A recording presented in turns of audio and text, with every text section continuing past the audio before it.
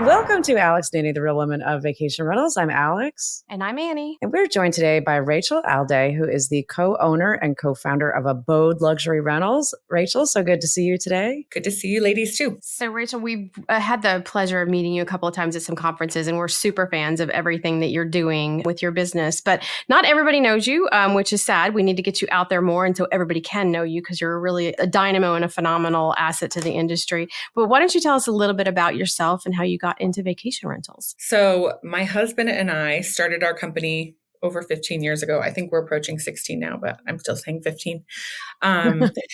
So we started because we lived in Park City. And at the time when we started the company, we were dating, but soon to be married. And my husband had been working in real estate. The real estate market was tanking. It's like 08-ish. So he was looking for something else to do. And I told him he should be a pharmaceutical salesperson because he's really cute. And that was like a big thing at that point. It was a while ago, right? Anyway, he did not want to go be a pharmaceutical salesperson. And instead, he decided he wanted to start a property management vacation rental company because he'd been in real estate. So we had some clients that were having him watch their house and they wanted some rentals. And so I thought that was a horrible idea. I was like, that sounds like no money for a bunch of dirty work. Like, why would you do that? And I was working in like corporate marketing. So I had a good job and I had good salary and stuff and benefits. So I was like, yeah, okay, whatever, like start this company. And then if it doesn't work out, I'll be able to float us for a while and whatever, we were about to get married. Anyway, I was wrong and he was right. And that just started a long pattern of that throughout our whole marriage. And and so that was how the company started. We started like super organically. We didn't have any investment or really like any crazy serious plan. He wanted to get started and I was like, I'll do the marketing because that was my background. That was like around 16 years ago. And now we manage about 154 properties in Park City. I think it's like right around 50 in Jackson Hole, Wyoming. And then I think we're at like 7 in Sun Valley. So we've been in Park City for between 15 and 16 years. We've been in Jackson Hole for about 11 years. And we just started in Sun Valley less than a year ago. And we have about like under 60 employees. I think we're at like 57 right now. Most of them are in Park City, but we have 5 employees in Jackson Hole and 1, probably soon to be 2 in Sun Valley. It's been like a long, organic, messy road to get to from where we started to where we are now. It's been awesome. And I think, we were super lucky because we had really good timing unknowingly. It wasn't like we thought like, this is the perfect time to get in vacation rentals. But as it happened, it was a good time to get into it. And then when COVID hit, of course, we had a total freak out. I think my husband and I both had like separate nervous breakdowns, but whatever, we got through it. And then, it was only a couple months really of scary times. And then that was a huge boom, following COVID obviously was a huge boom for our business like everyone else. And now we're kind of regulating back out, but it's been awesome. So we only manage higher end properties. So the homes that we manage tend to be on average $1,000 a night up to $20,000 a night in terms of price point. And so that's made the whole journey really interesting because having homes that we manage that are between like $2 million and $50 million value on those properties, that's just a crazy endeavor in and of itself. Dealing with the homeowners who own homes like that as their second, third, fourth, fifth home, that's a whole thing. Dealing with the guests who spend, $10,000 to $200,000 for a week for the rental, that's a whole thing. We do like $2 million per year in concierge. That's been a whole journey and very interesting. And so it's definitely something where we did not know what we were getting into, like a lot of property management, vacation rental company owners. We did have, like everybody, we had a property, a condo at Deer Valley in Park City that my husband had when we first met. And so he had that with some other companies. And then obviously, that's sort of part of what instigated us to start the business. And I think our journey has been a lot like a lot of other companies, but, unique in the way that we're high-end luxury side of the market, not totally unique. There's obviously some other companies that do something similar, like, Near with the Mayman Group or Robin Cragen with Moving Mountains. And so it's been really, really cool throughout this whole process. And especially within like the last 4 years, just because of so much growth in our industry and because of more conferences and more podcasts, honestly, have fed into, now there's such like a zeitgeist, like there's all these people and we're all getting to know each other finally. And it's been amazing for us to number one, be able to like level up our business and have better tools and tech, but also to have peers that we never even knew were out there. And now we do know they're out there because of podcasts and all the conferences. And it's been a crazy ride, but an awesome one. And I would say especially lately, it's been so amazing to get to meet other people that do what we do, but also like specifically do really similar stuff. And we've been able to learn from everyone. It's been awesome. Yeah, no, I mean, that's a great history. And I didn't realize that you had been around as long as you have. There's no such thing as an overnight success story. It might look like it, but there's obviously a lot of hard work and trials and tribulations behind that growth. But I'm just curious. I mean, you expanded into other destinations. That's one thing that is always very difficult for companies to do. How did you do that? And just tell us maybe some of the difficulties that you ran into in being multi-market. So we did not plan in advance to move into other markets. To be honest, it was like everything that's happened with us. It's always every single step that happens with our business is like because we made some mistakes, learned a lesson, and then took the right turn, or like some weird organic chain of events that leads to the next step. So for Jackson Hole, my brother-in-law, my husband's brother, had a friend who lived in Jackson Hole and they wanted to start a vacation rental company. And so they reached out through my brother-in-law to my husband and I. And at this point, I think I was pregnant with my first kid. And they were like, I think we want to do what you guys do. Could you tell us about how you built your company? And so we were like, cool, let's take a trip to Jackson Hole. Like, that'll be fun. So as an excuse to go to Jackson Hole, like 2 or 3 times, first I was pregnant and then I would have like the baby with me and we would go out there and talk to these guys who were thinking about starting a vacation rental company in Jackson Hole. And this was like either right when Outpost started or right before. So there really wasn't like a strong company out there at the time. And so that's why they were thinking to get going. And so we met with these 2 guys, Wes and Brooke are their names. They're both like Southern dudes, you know, in Park City, Jackson Hole, and Sun Valley. There's a ton of Southern people in these mountain markets. Very interesting. Mm-hmm. That's another story. Yeah. And so it's always fun because I always have like sort of Southern boys who move to the mountains as our staff. And that's always fun. So we went out and met with these guys and kind of just told them how we started our company. And then after a few months, after we had the meetings and all these chats, they were basically like, yeah, no, that's too much. They kept like calling us and being like, so how many times do you get calls like in the middle of the night? And like, so have you ever been sued? And like all these questions. And we were like, Right. you know, a lot and yes. And, you know, and they were like, oh God, that's a lot, you know? And so then they decided they weren't going to do the company. But by this point, we had talked with them about it and like how it could work for them in Jackson for so long that we were kind of like, well, maybe we should do it. Like maybe we should open an office in Jackson. We never thought about going anywhere outside of Park City. But after having all those conversations, we thought about doing it. And then my husband actually, so there's this Goldman Sachs 10,000 Small Businesses course. Have you heard of this? I've not, no. It's still going on.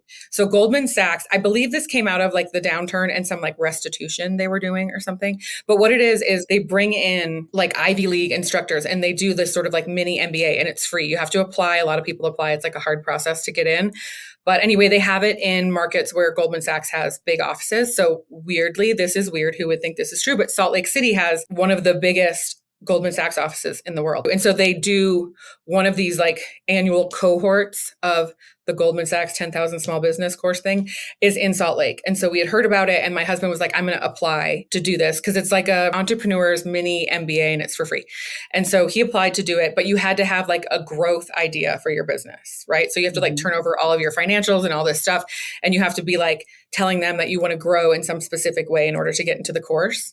So because we had been talking to the Jackson Hole guys, we're like, well, why don't we just say we're going to grow and expand into Jackson Hole? Like we really had not been planning to do that. That's how this happened. So we talked with the guys and they didn't want to do it. And then my husband did this Goldman Sachs course and we just used the idea of expanding into Jackson Hole as the theme for his course that he did. And so then he did all this study through that course and like fleshed out the whole plan, which we would have never done that way if he didn't have that course. And then, and then like 6 months later, we expanded officially into Jackson Hole. And that's how that started over 10 years ago. So it was definitely not like, okay, first we'll be in Park City and then we'll go to Jackson. And then it was like a weird chain of events that, you know, landed us then opening an office. And so those 2 guys that we had talked to that were my brother-in-law's friends, they're 2 guys that still work for us in Jackson Hole. So that's been awesome. They're both amazing. They're both like amazing. All of our guests and homeowners love them and we love them and my whole team loves them. So that's how we started in Jackson Hole. Jackson Hole doesn't have a ton of inventory. You wouldn't know that if you looked at Megan Moylan's inventory because Outpost, they have like, I think over 300 properties they manage, which is amazing. That's an amazing feat in Jackson Hole because there's not as much inventory there. But anyway, we manage, you know, right around 50 in Jackson Hole, but it's an awesome market. And it was was a really good second market for us because Park City is very heavy in the winter in terms of like occupancy and the rates. And Jackson's really, really heavy in the summer, which people don't always know. That's great. Because Yeah. Jackson holds a ski market. So you would think the winter would be the highest rates and the highest occupancy, but actually it's the summer there. The winter is good too, but the summer is even stronger because of the national parks and all that stuff. So that's how we started in Jackson Hole. And then the Sun Valley story is just as wonky and funny. My husband and I went to Sun Valley when we were like early married and even before we were married, because I was working for this developer at that point and they were going to develop this like big resort in Sun Valley. And so him and my husband would come with me and we would go to Sun Valley with the people I was working for. We loved it. But then we hadn't been back for years and years. And now we have 3 kids, an 11-year-old, a 9-year-old, and a 7-year-old. And my 11 and 9-year-olds, those are 2 boys, and they both do freestyle moguls. Do you know what that is? So they both compete like in the skiing where you go like mogul, mogul, mogul, flip, mogul, mogul, mogul, flip, mogul. Oh, Okay. I love that. Oh, right? I know. It's crazy. Cool. It's so crazy to watch your kid like jump and do flips on the top of a mountain. It's like, and they're like 9. You're like, what? But I don't even ski moguls ever. I would never ski a mogul. I hate moguls. I like But anyway, so we had gone to Sun Valley. Then it had been a while since we'd been there. And then we were going back because our kids are competing in these freestyle competitions. And some of them are in Sun Valley, Idaho. And so we were going back to Idaho for these competitions. And we were like, oh, I forgot Sun Valley. Like I love Sun Valley. So we started looking at some of the companies that do vacation rentals in Sun Valley. And there's some really good companies there that are like well-established, great companies, but there's nobody who was focusing on the luxury side of things, like not as a specific focus. And so we thought, oh, like that's interesting. Maybe one day we could expand into Sun Valley because there's nobody doing, exactly what we do there. But we honestly forgot. We had that discussion a couple of times and we kind of forgot. And then a few months later, this homeowner contacted us. They have this amazing property in Sun Valley, a 7-bedroom, really cool property. They have a separate property that they use, but they bought this just to do for vacation rentals. And they reached out and said, our friends, they said, Abode manages our friend's house in Park City, and their friends have this really cool ranch property that we manage. And they were like, they said, you're awesome. So would you think about coming to Sun Valley and managing this house that we have? And we were like, weirdly, we were just thinking about that. That's how we expanded into Sun Valley. It was another like kismet, weird situation where we had like been manifesting it or whatever by like discussing it. And then the universe aligned and sent us our first client. And it was a good like anchor property that could start the whole thing off. And so that's when we decided to start in Sun Valley. We got an office space and found this amazing employee who's been like a longtime local there. The rest is history. It's been going pretty well. The way we grow is like the way we do everything. So very organically, we do marketing, we do all of that. But we're not like overly strategic. Like I think some companies, they're like really set a plan for themselves. Like I want to have 50 properties in the first year and then we're going to add this many staff. And that's not really how we do it, for better or worse. But in Sun Valley, we thought maybe we would have, say, 2 or 3 properties within the first year, just because we knew it would take a while for us to be trusted by the locals. Like these ski towns that we operate in, they're very insular and you're like either in or you're out. And so if you, as a business, if you move into a ski town, like it takes a while for people to trust you. So we thought, okay, in the first year, we'll just probably get a couple properties and, we'll slowly let people see how we do what we do and let our reputation sort of build and speak for itself. And then we'll grow like we've done in the other markets. But in Sun Valley, it's been faster than we thought. So I think we'll probably have more like 8 or 10 by the time we've, been through a full year, which is crazy to me. That's the kind of houses that we manage. They're such big houses and they tend to bring, a lot of revenue per year that we don't have a strategy to grow super fast. It's always more about like getting the right properties. So it's just been interesting because like I said, our plan was a much slower growth prediction. And while a lot of people might hear me say, oh, we'll probably have 8 to 10 houses in the first year, and they would be like, what? I had like 50 in the first year. But for us, that's really, really good. Yeah. It's different type of inventory for sure. Yeah. It's like some of our properties do like $500,000 in a year or more. And so it's like, it's just a different thing. But that's why I love talking about all this stuff too, because people like say Riley Goldman or Goldberg, Riley and JJ, they have that. Oh yeah. Done in Florida. Yeah. 300 properties in 1 year or whatever. Like that is such a cool story to me. It's so different than what I do, but I love just all the differences in how everyone's doing this and getting to see that. Because, there were so many years where we were doing this and we didn't have any podcasts and people weren't going to the conferences as much. And so we were like all just not understanding how other people did it. And we weren't being able to learn from each other. And now I'm always just so grateful to see how everyone else is doing things. I wanted to ask like logistics. So it's actually funny that you said that there's a lot of Southerners that go up there, because I worked for a company that was based in Park City, and I spent a lot of time in Park City, not a skier. So like just never got to do all that. But one of the things that always marveled me was just like that, traveling from, you fly into Salt Lake and you go up and go through the pass and, just wherever you go, because you go to like Deer Valley or you go to Brighton or all the different ski places in the area. Logistically managing properties in a ski destination is so much different than Florida. And I have a lot of friends that go to Park City, and actually several that go to Jackson Hole, both in the winter and the summer. They're from Florida. And so like definitely the Southern people love to be in the mountains whenever they get the opportunity, but everything's so spread out. And I think about it like from Alex and I, where our markets are, like we might think like, oh, we've got to go 10 miles from, north side of the town of the, south side of the town in traffic. And that's hard.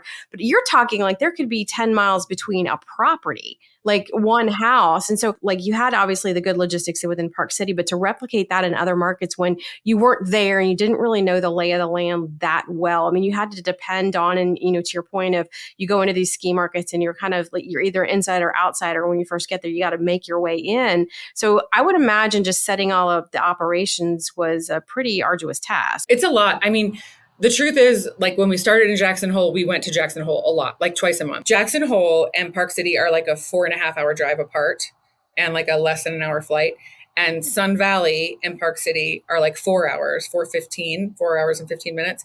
And then Jackson Hole and Sun Valley, they're like 4 hours drive apart. So we have like a triangle of 4 hour drives between our markets, which helps everything because they're somewhat close together. We definitely, especially in the beginning of signing on a new market, we're there a ton because we want to be able to learn all the logistics. We always tend to target specific neighborhoods. So like in Jackson Hole, we focus on the Wilson area, which is like a neighborhood. And then in the Village, which is like at the ski resort, basically, or right around there. And that's where we focus, and we don't really manage like in town. And that's because Jackson is so spread out that we kind of pick two areas where we feel like that's the biggest concentration of the type of properties that we manage. And then we stick to those areas to make it easier. And our office sort of sits between those two areas. Then in Park City, we focus on Deer Valley and Old Town. Those are just like two specific areas. Or, we don't really manage in the canyons area. And if you don't know Park City, but so like we do try to focus on specific areas in the markets where we work. And we're targeting essentially the areas where the type of homes that we manage are concentrated. But also we do that because of what you're talking about. There's so much drive time. And in Sun Valley, we're still kind of fine tuning what our target market's going to be. But that's definitely part of, how we do this is we do have to sort of nitpick or select, especially like what the area that we're going to focus on will be so that we can not make the drive times too crazy, because it definitely gets to be a problem if we were trying to target the whole area around Jackson Hole. And Jackson Hole specifically is like really, really spread out. Park City is a little easier. Sun Valley is a little easier. But yeah, when it comes to starting in a new market and how do we operationally, work on that from afar, one thing is we go there a lot. So we are technically living in Park City, but like when we started in Jackson, we were there constantly. And it was crazy because we had little kids and we had our whole Park City operation, and it was chaotic and insane. But I think my husband and I thrive in that a little bit, for better or worse. And so when we start a market, we definitely make our presence known, and we my husband and I physically go there a lot to get a good lay of the land. And then the other thing that we do that I think has been really helpful, and it's something that any company could think about, we tend to make our first hires longtime locals. So that would be like a strategic thing that we do. Because, this whole concept of like authenticity and hospitality is super important to me. And to me, when people come to a ski town, they're coming to go skiing or biking or whatever, but they're coming because part of it is like they want to feel like part of something, right? I mean, they want to be part of a community. They want to feel that local vibe. They're not going to stay in a hotel. Yeah. I agree. People talk to our team and they're always like, oh, I wish I had your life. Like they might be talking to one of the inspector guys and they're like, and this client could be, like a hedge fund manager, like a gazillionaire, but he's talking to our operations guy who's at the house helping him with something. And they're just like, oh, I wish I had your life. Because, people come to these towns and they kind of wish that they could have that mountain life.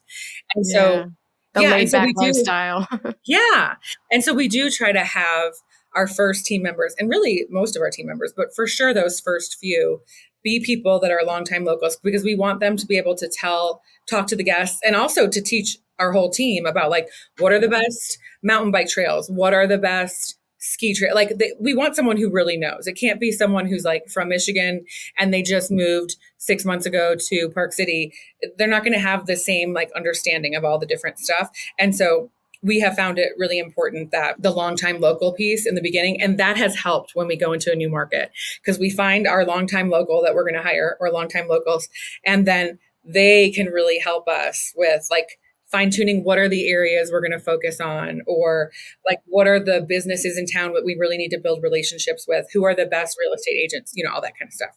And that wouldn't be as easy if we didn't have someone who was like super ingrained in the community to be on our side and working with us. I mean, I would say that's been a huge secret to your success, and it makes perfect sense, right? But I think that's really where a lot of companies drop the ball when they go into another market.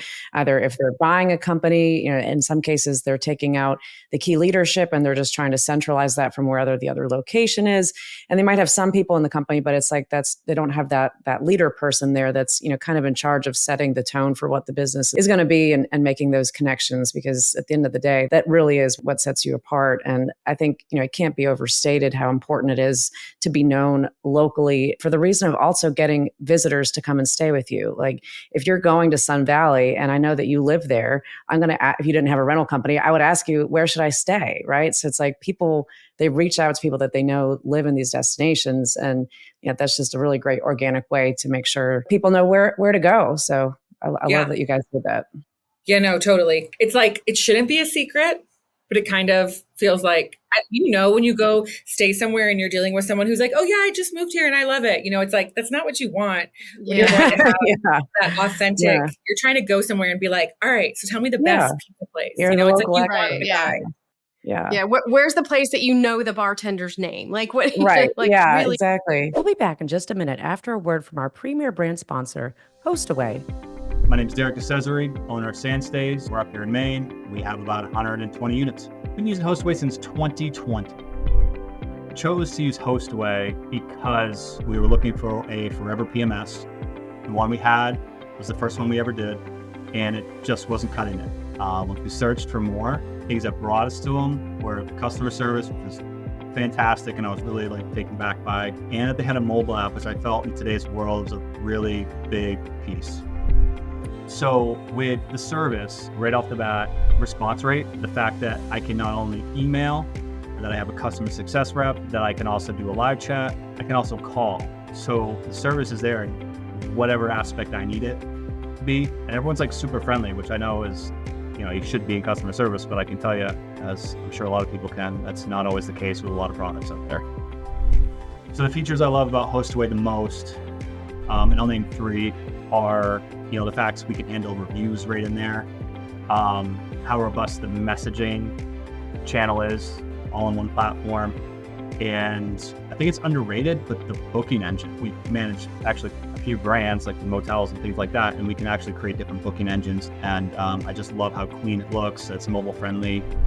We can build a booking engine because it's hard. We don't have to use third party, which has benefit. Again, it's integration, it's a marketplace. I know I didn't mention it in the features, but the fact that it just has this huge marketplace that's growing almost monthly, it seems, connect with StateBuy. And because it has this direct integration with StateBuy, it just makes life so much easier. So it's just helped us build direct bookings. I'd recommend HostAway to other vacation rental managers because whether they're large or small, if you're small, they'll help you get large. If you're large, they'll help you keep going. And even if you want to stay where you are, they'll still help you. They're just a real group of good people over there, genuine people. Not always just trying to sell you something, just seem more real. Ready to go pro? Learn why thousands of property managers are using HostAway to take their vacation rental business to the next level. Visit get.hostaway.com/Alex and Annie and get started today. I'm interested too. I know you've done a lot of culture building within the organization, and I can imagine at some point that stood out to you as priority. And obviously, if you've got what'd you say, 50 people now? So I can't remember the exact number, and that's horribly embarrassing, but I think we're like at 57, something like that. Okay, sorry. The property's 157 and somewhere around 57 employees, but that's still a pretty big sized team, right? So yeah, no, to me, it feels huge. Are you kidding? We never thought about hiring anyone. And now I'm like, how many people work here? that's a lot. At what point did culture become a focus, and why did you decide to, kind of take a step back to make sure you were building that the right way? So right before COVID, we definitely were, my husband and I were sharing an office at that point, and we were like talking a lot about how like, wow, we have this really good team, and we had hired some new people, but we had some people that had been with us for years, and we were kind of like, oh, this is cool. Like we never thought about hiring one person. In fact, when we did hire like our first employees, I remember being like, we shouldn't hire anyone. We don't want any staff. Like we can't afford to hire anyone at all. And it was like this whole drama. And then, I think we had around 20, maybe it was like 18 or something at that point that we had that many people working for us. And we were like, oh, this is so cool. Like there's all these people working here. They're all really cool. They were like really personally invested in their jobs. And so we did start to realize that we had a really cool team, but because we never planned for it, and because my husband and I are not HR geniuses by any means, I did a lot of the interviewing myself. Like my husband and I would do it together, but my husband's more quiet and I'm like, obviously the chatty one. And so we would do these interviews and it would be like just me talking at people and like, just, I don't even know, yammering on about like our business and how much we loved it. And then we would end up having these cool employees and it made no sense, right? Because we weren't following good processes to hire them. And so we kind of just realized we have a great team and we have no idea why. We don't know how we got here. We don't know how to keep them. And we don't know how to keep hiring good people because it felt like an accident that we had a great team. And so that was when we started trying to figure out how did this happen and how can we keep it going? So at that point, my husband and I had both read Delivering Happiness, which is a book that Tony Hsieh, the guy who did Zappos. Yeah. So he wrote that book. We read it. It's all about the Zappos company culture, which was like this amazing company culture. And so we read that and we were into it. And in that book, I think it was a list of 10 books that Tony Hsieh had recommended that his team read. And he talked about how he did this library for the office. And so then my husband and I started reading all those books. And so one of those books is Tribal Leadership. Tribal Leadership is like an amazing book. And I feel like I'm always trying to talk everyone into reading that book. So if you have not read Tribal Leadership, like add it to your list. It's super good.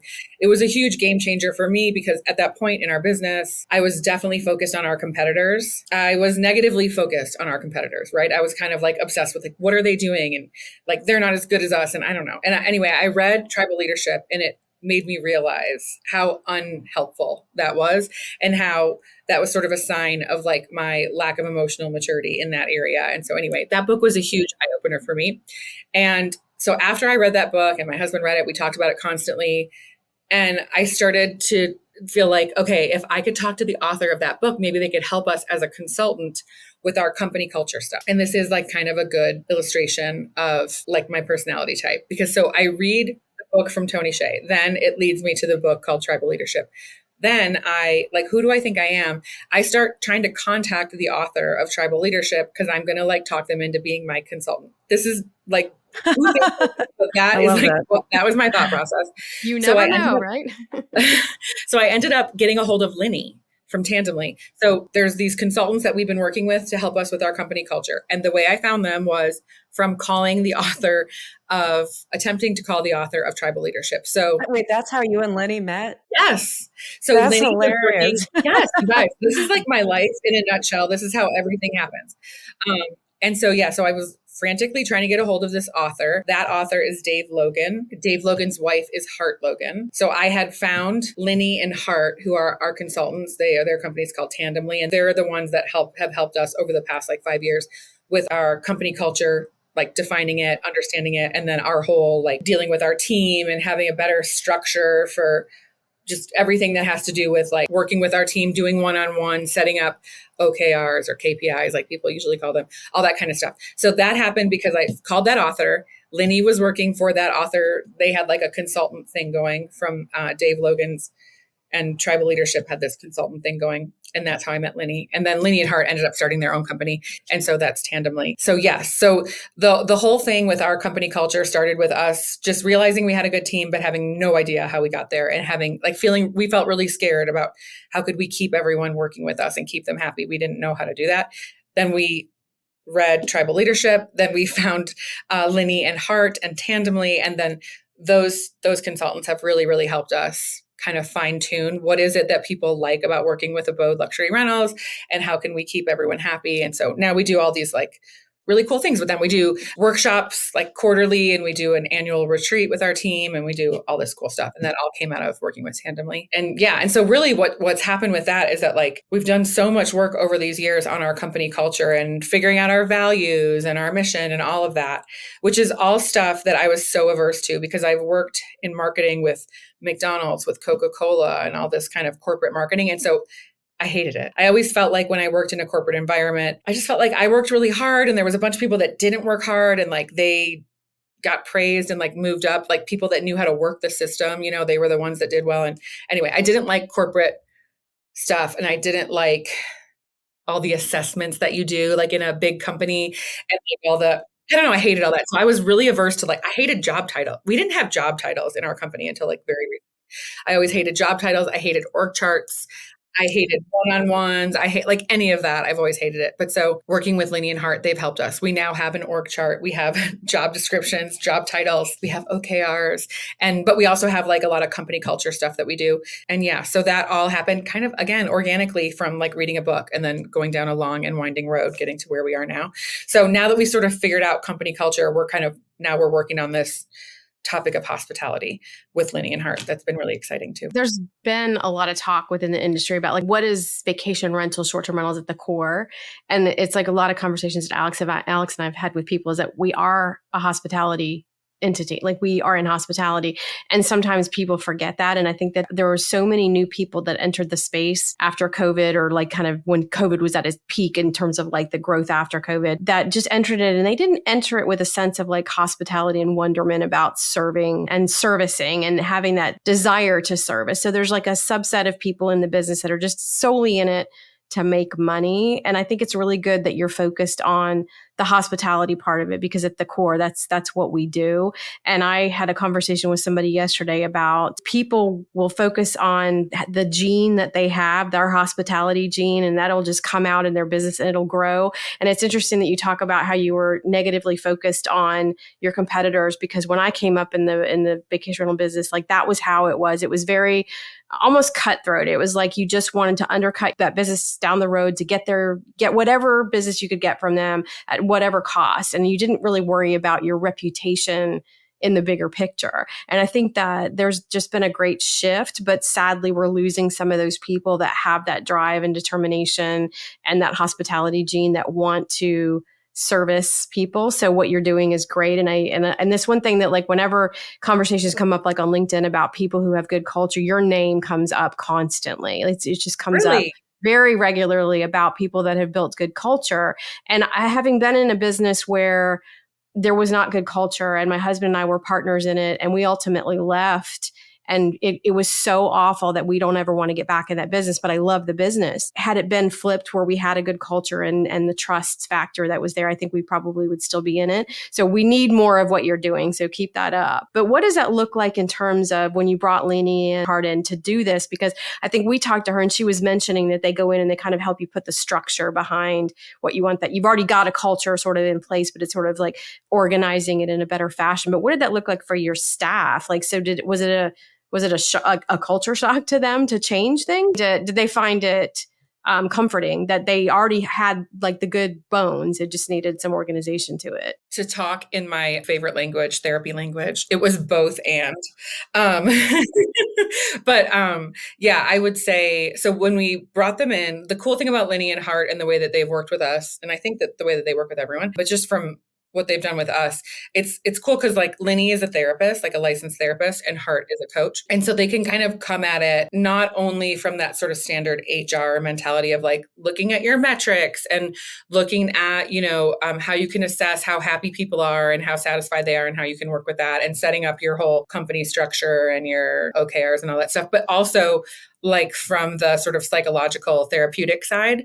And that was super, super helpful. So they were able to they do a lot with Enneagram, which I loved. You guys know about it? Yeah. We talked a lot about it in our episode with them that aired just a week or so ago. Yeah. Wait, what numbers are you to?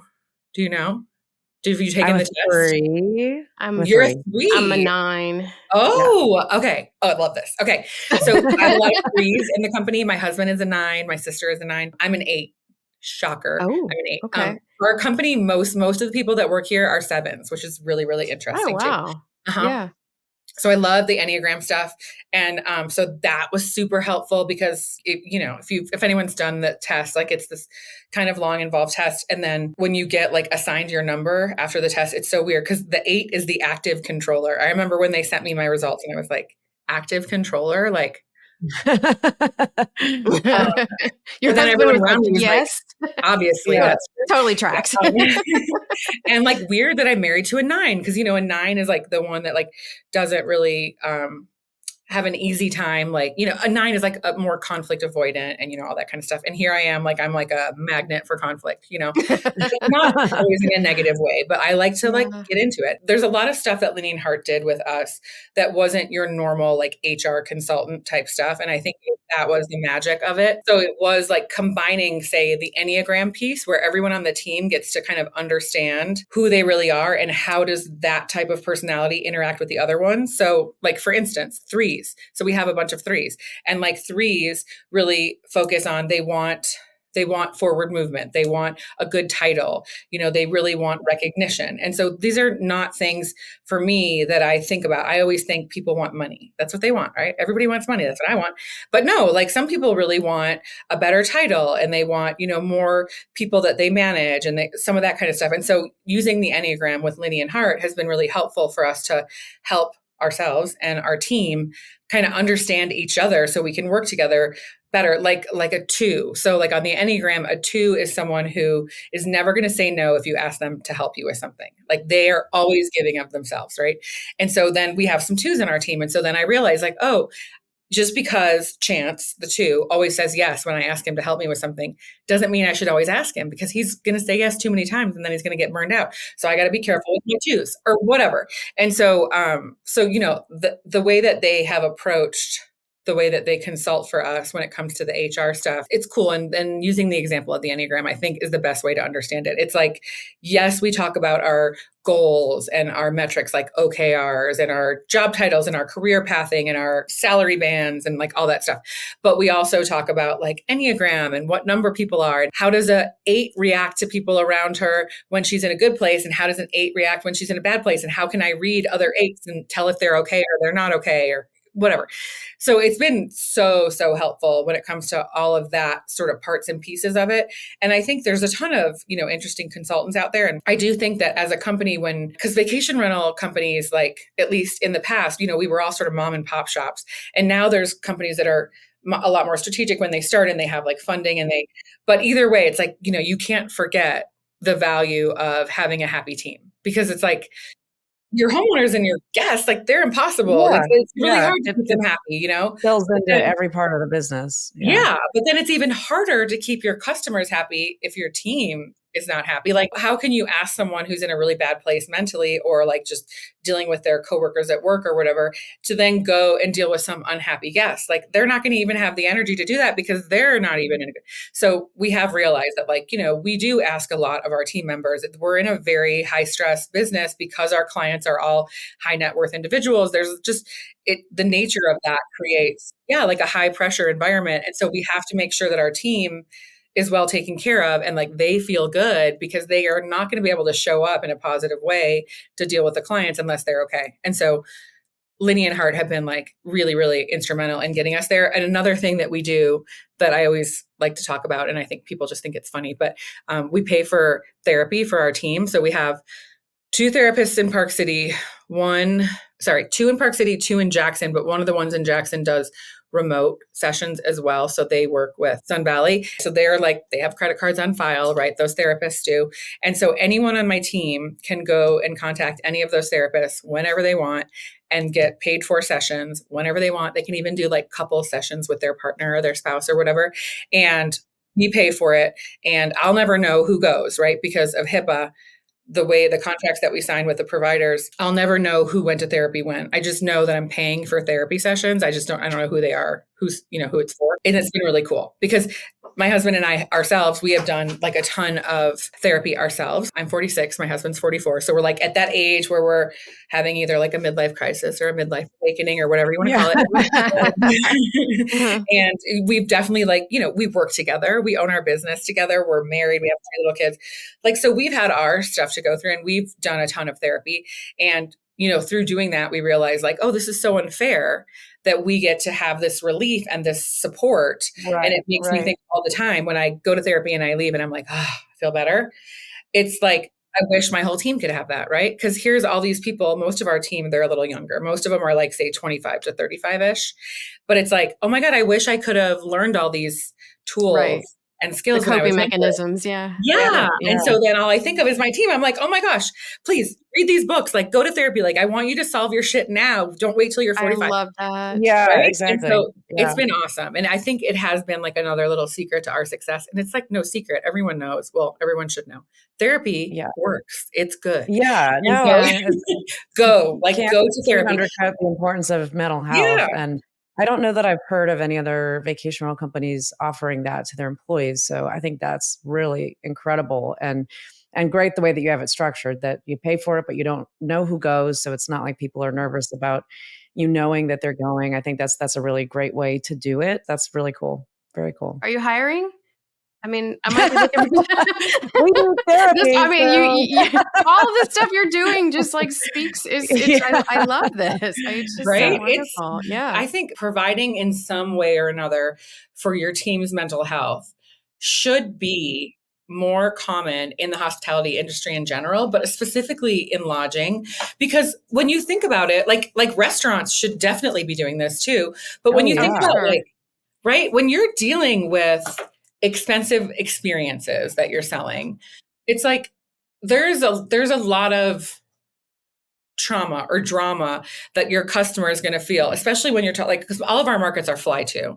So it's like the clients we deal with, the customers or the homeowners, everyone is flying in, and we all know flying sucks these days. Even if you're flying private, like that's not great. But if you're flying commercial, it really sucks. And so it's like people, when they show up in our markets, whether it's homeowners or guests, but let's just stick with guests right now, like they just experienced some garbage trying to get to where they're going to, right? And they're probably with their family. So there's probably like drama with the children. And then they're in a new place and they're like at high altitude that they're probably not used to. So like right off the bat, you've got people that are going to be having some issue, like some trauma to themselves and their family just to get to that vacation. And so our team is dealing with people in that mindset quite often. And, we're trying to go above and beyond and make people have this amazing experience. Not only do these, 6, 8, 10, 15,000 square foot houses have to be cared for immaculately and in perfect working order with not a hair on the pillow and not like a crumb under the coffee table, or everything has to be perfect. But then the people are going to arrive and they're going to have a lot of baggage, but like to deal with. So we're asking so much of our team, like I want perfection in the property management. I want like amazing empathy and kindness for the homeowners and guests. Like there's just a lot that we're asking of them. And I think we have realized over time that like, if we're going to ask that of people, we really, really have to do a good job in making sure that we're setting them up for success. And there's like a million ways we can do that. But one of them is like helping them be in the right mindset. Yeah. And it's like investing in your people. Right. And it's like, if you're having issues with your relationship at home and then you come to work and you have to deal with someone who's trying to fight with you about the door code not working or something, it's going to be harder. And so I always feel like, like if someone on my team has got a girlfriend and they're going to move in together and they're struggling a little, I'm like, go, you and your girlfriend, go to therapy. Because I want them to be able to, feel that great feeling that you get when you go to therapy and you leave and you're like, you feel like an anvil has been like lifted off your shoulders, And it's like, if they can have that feeling and then come to work, that's like a whole different result that we get because, really we have to recognize how much we're asking of these people. And it's a lot. Yeah. I think people take it for granted how much people in hospitality take on. We had an experience at Spring Verma this year. We were at a hotel lobby bar and there was a gentleman that had a seizure and like we thought he was dying like in front of us. It was just like a horrible experience for everybody that watched it. But the bartender, like he jumped into action, completely got involved. Like he handled it like a champ. And we were just all like marveling at him. And he made a comment about like, we're in hospitality, we have our meltdown at home. Like we don't do it in front of the guests. And I think that that's something that that guests take for granted, that people that are helping them in their hour of need have needs too. And they're wearing the needs of every single person that they're dealing with all day long on their shoulders. And it's a tough place to be. Yeah. Yeah, it's a lot. And I think one of the things that helped with us is that my husband and I were doing everything ourselves for a few years, right? Because before we hired anyone, it was just us. And so I think having been in the shoes of the person who's getting screamed at, maybe unnecessarily or whatever, by a guest or by a homeowner, and like having to maintain my composure and my kindness and my empathy, that I've learned like how hard that is. And so then what I've realized as we've hired people and started to, pass some of these duties on to other people, my husband and I know what it takes. Like we know what that can do to you. And so we've realized, and really with the help of Lenny and Hart too, like how to set ourselves up to deal with that in terms of like structure and planning and organization, but also just like mentally and mental health wise. All great secrets to success behind the door. I absolutely love it. Find a good therapist and have them work with Yeah. Well, Rachel, it has been an absolute pleasure to have you on today and learn a little bit more about all the things that you guys do at Abode, and just excited to continue to watch your journey. But in the meantime, if anybody wants to reach out to chat with you, what's the best way for them to connect? So my email address is Rachel, it's the boring way, Rachel, at Abode Luxury Rentals. So that's A, B like boy, O, D like dog, E, luxury rentals with an S.com, or on LinkedIn. I'm on LinkedIn, Rachel Alday. Awesome. If anybody wants to get in touch with Annie and I, you can go to alexandanniepodcast.com. And until next time, thanks everybody.